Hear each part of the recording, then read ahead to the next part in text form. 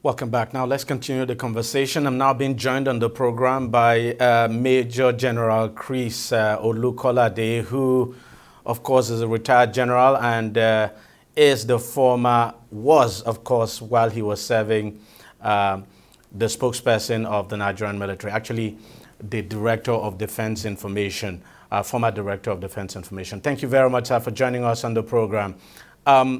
Give me your thoughts now on this unfortunate and barbaric killing of Thank you this, so much for having yes, me. on this Nigerian military personnel whose lives were cut short at Okwama community.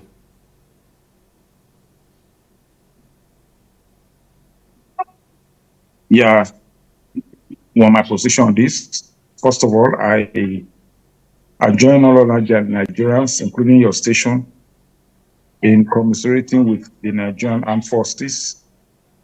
In fact, the nation as a whole, as well as the families of the officers and soldiers that were victims of this sordid incident. Now, from what you know and from what you have read, of course, is there any way this could have been prevented? Because what people are asking is, how could this have happened? How was it that these military men were not able to defend themselves? Well, first of all, I've reacted to this. My impression is that this was a very terrible terrorist action backed by very professional criminals who are likely to be mercenaries, in the sense that the way the ambush was conducted was very professional. And so you cannot take that to have come from ragtag youths who are not trained. And the disposition of the personnel at that time was more of peacemaking, with no intention whatsoever to have that level of engagement. Unfortunately, it came the way it did, and I think it's in consonance with the tendency to take it easy with citizens when it comes to trying to keep the peace. The criminals must have taken advantage of that disposition, which is very unfortunate at the moment.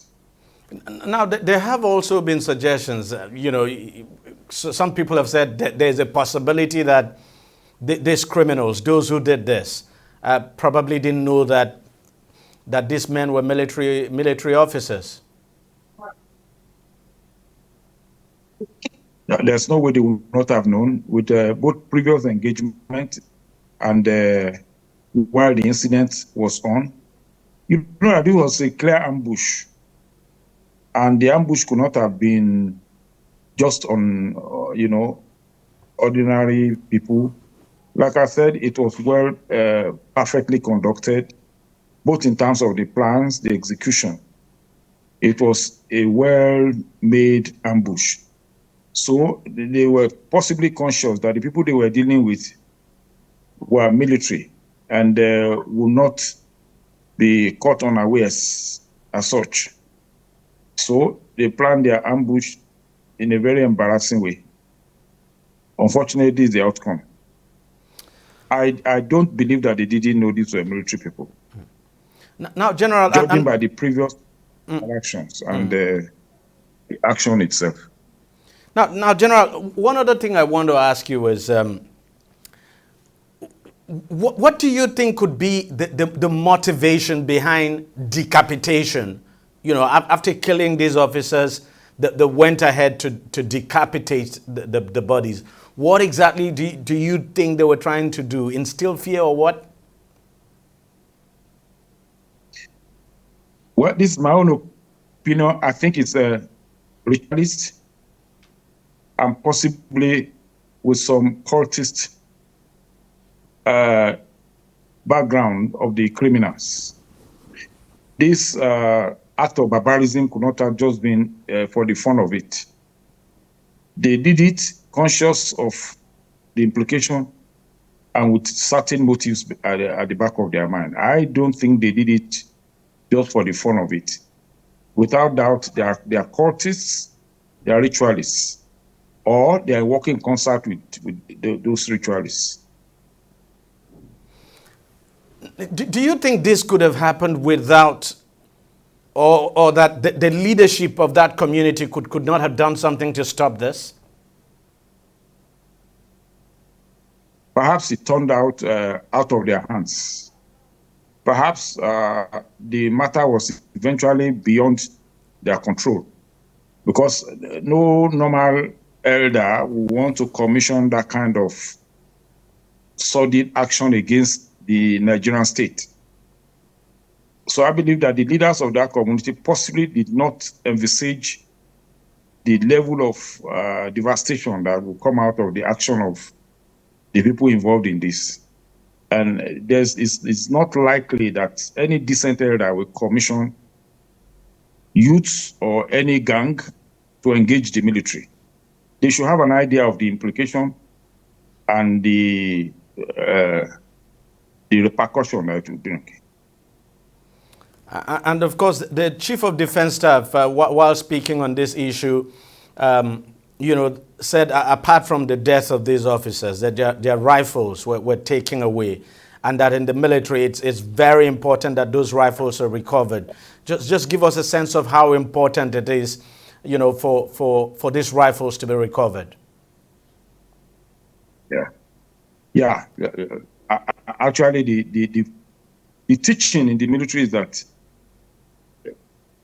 a rifle is as good as the man himself, in the sense that if your rifle is taken, you should also get lost.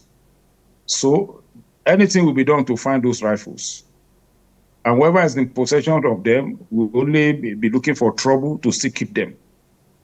Everything will be done to recover those rifles wherever they are. So that's another solid implication of that action, both from the community or those involved in it. Whatever is possible will be done by the military to recover the rifles. It is normal. And they should expect whatever action is taken in that respect. Or simply submit the rifles wherever they are. Now, in your opinion, where do we go from here? I mean, how can all of this end?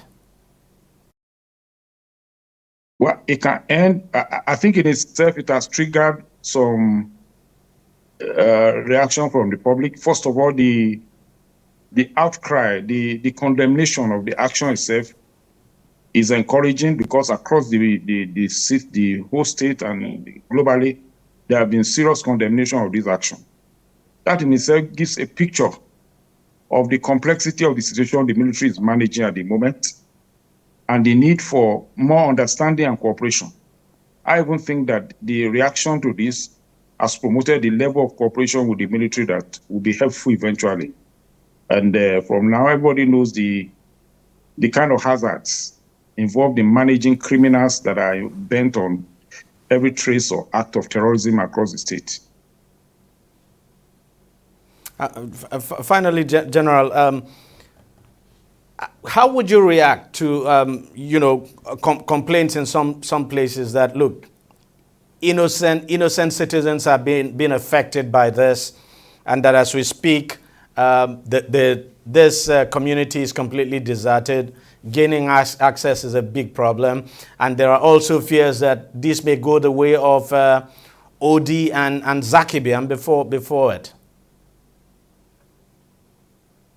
Well, the whole thing is unfortunate indeed, but I don't think that the military is that indecent as is being alleged.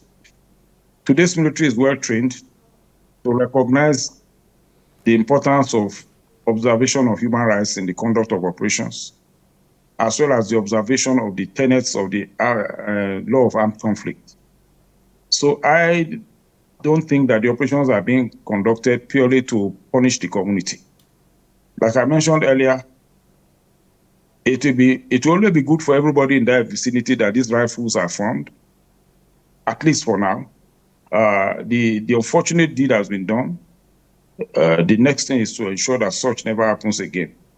But I don't think that the thing fits to be called retaliatory.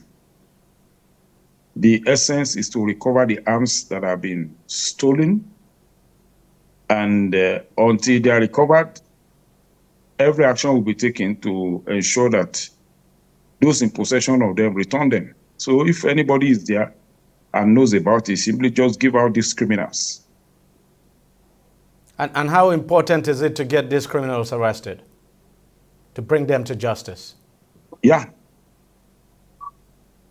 I think the arrest, the apprehension is the major thing at stake at the moment, as well as the recovery of the weapons they have stolen. All right. Major General Chris Olukolade, thank you very much for coming on the show, and thank you for making out time to talk to us. Thank you so much, DG. It's so good meeting you again. I appreciate the privilege. Thank you very much, sir. All right, we'll take a short break and we'll be right back. Stay with us. Don't go away.